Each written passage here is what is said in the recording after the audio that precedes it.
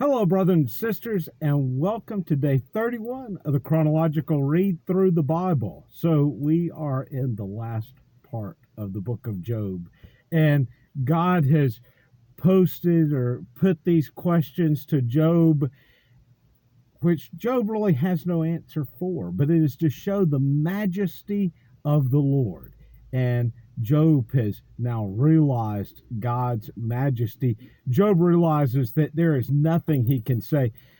One little part that I want to add here is when it seems that Job has basically, you could almost see some of those of his friends who have been sitting there saying, well, you have sinned. When Job begins to admit, he's not admitting to a sin which has caused these issues. He is admitting to the moments that he doubted God, whether he doubted that God was hearing him or whether he was doubting that God loved him.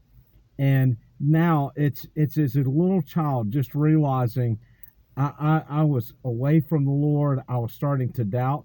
He never, though, did what Satan said he would do, which was that he would curse God, that he would basically say, God, I hate you. Job never did that.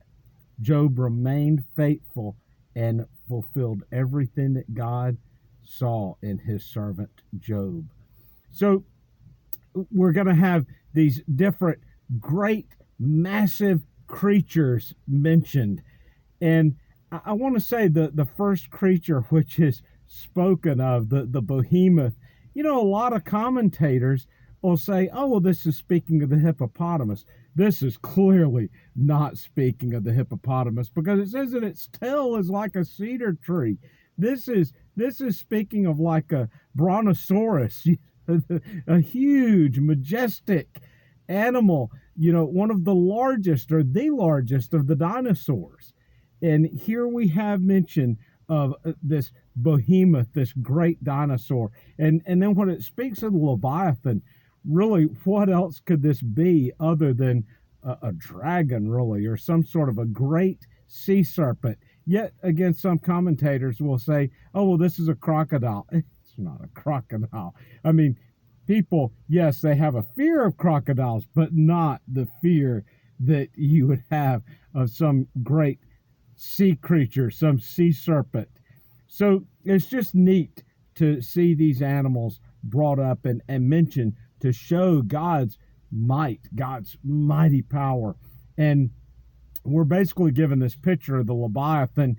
And I would encourage you, if you didn't catch this, go back through and notice how God speaks of Leviathan.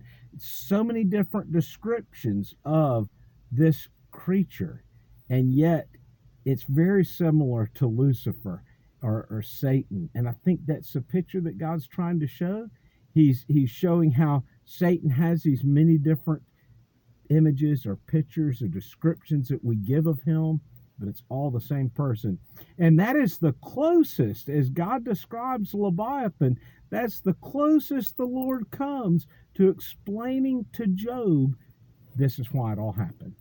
This is why it all happened, is because I was showing to Satan and to the other celestial beings that a man can worship me or God. The man can worship God without any reason. That, you don't have to be in financial gain. You don't have to be somebody of good health. That all of these things could be taken away. The financial end, the family end, health end, and man still love God. And at the end of the day, that's really what we take away with this. Job realizes that, the Lord is God, that he is the creator of all things, that he controls all things. I hope that you have taken away some life lessons through the book of Job. That's why it's there, is so that we are reminded of God's continual care and his promises to us. Well, brothers and sisters, tomorrow is going to be an exciting day because we will be starting a new book of the Bible. We will be starting in the book of Exodus. And I look forward to joining you there. I've always found the story of Exodus to be very exciting. And of course, we'll be mostly focusing on Moses, one of the great patriarchs of our faith. Till then, God bless.